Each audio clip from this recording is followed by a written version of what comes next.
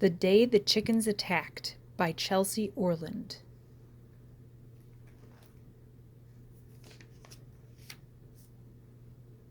Chapter 1. Michael, Leslie, and Cheryl loved their grandparents. They liked Chicken by the Sea, the town where their grandparents lived. But there was one thing they were not happy about. You see, the people of Chicken by the Sea adored chickens. Fashionable people would have around 10 chickens that would go with them everywhere. People with other kinds of animals would put feathers on them to make them look like chickens.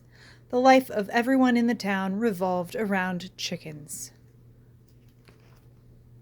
The reason the kids didn't like that part of their lives was because while the chickens lived like kings, the children of the town had nothing to do unless they wanted to pamper the chickens. One day, Michael, Leslie, and Cheryl were walking when suddenly Leslie said, "Look, there's a piece of wood on the ground." Michael tried to pick it up, but it wouldn't budge. Then he tried to move it from side to side, but it stayed right where it was. Then Cheryl pointed at the side and asked, "What is that? It looks like a chicken with a space helmet."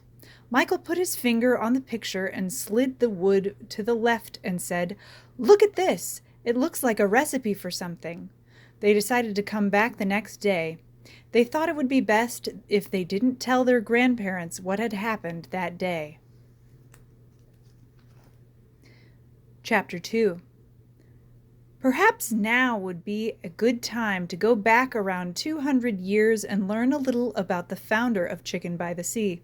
His name was Sir Artie the Chicken-Hearted, and he lived up to his title. He was afraid of everything except for chickens, and everyone loved to play tricks on him. One day, someone thought of a wonderful trick to play on Artie. He would write a phony recipe for Artie to find. It would say how to mutate a chicken. Of course, this would make him go hide wherever they told him to. But instead, he hid it in a box that only his family could open. After he had hidden it, he started a village he called Chicken by the Sea. Chapter 3. Now let's go back to the story. The next day, Michael, Leslie, and Cheryl went back to the box and opened it again. They read the recipe to find out what it was for. It turned out to be for a potion that made chickens into giant chickens from outer space. They didn't think it would work, but they decided to try it because they were so bored. Soon they would find out that wasn't such a good idea. When Michael, Leslie, and Cheryl started to make it, they found they didn't have all the ingredients needed to make it. They couldn't get them from the store, so they went back to the forest to look for them. Leslie looked for poison ivy with rubber gloves on, Cheryl looked for small algae-covered river rocks, and Michael looked for a small piece of metal. They found all of their supplies and went back to the house. Chapter 4. Their grandparents had an old cellar near their home. It had a table, a sink, some glass bowls, and 3 chairs. The cellar used to be a secret lab where chicken experiments were done, but it had been abandoned 2 years ago, and most of the tools were gone. The kids looked at the recipe and followed all the instructions. When they were finished, the concoction was blue and had sparks coming off of it. Now they brought in the chickens. The children poured the liquid down 3 chickens' throats. The kids went home and left the chickens behind. That night, the chickens began to mutate into giant, helmet-wearing chickens. When they had completely mutated, they took the remainder of the potion and fed it to all the chickens in the village. The next day, Cheryl woke up and looked out the window and saw houses flattened to the ground. In the distance, she saw 15 giant space chickens pecking at a large pile of chicken feed that townspeople were adding on to as fast as they could. Chapter 5. Now that the village was being destroyed, they realized they hated chickens. They were going to kill the chickens. But the kids had a different idea. The town was evacuated and Leslie, Cheryl, and Michael got to work.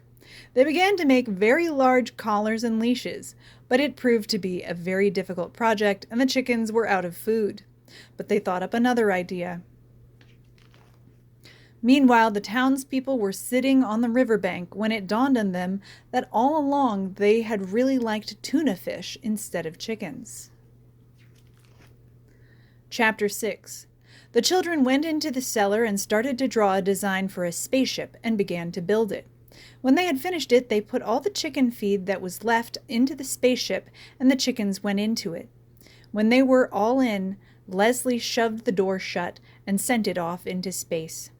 The children went to tell the townspeople that they could go back home, but the town sunk into the ocean. The people had already begun to build a new village that they called Tuna on the Land. Michael, Leslie, and Cheryl began to write a recipe to make tuna do kung fu.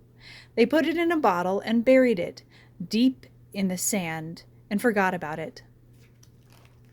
Epilogue. 200 years later, in Tuna on the Land, Sarah, Tom, and Brian found a glass bottle on the sand. They opened the bottle and pulled out a recipe. You fill in the rest. The end.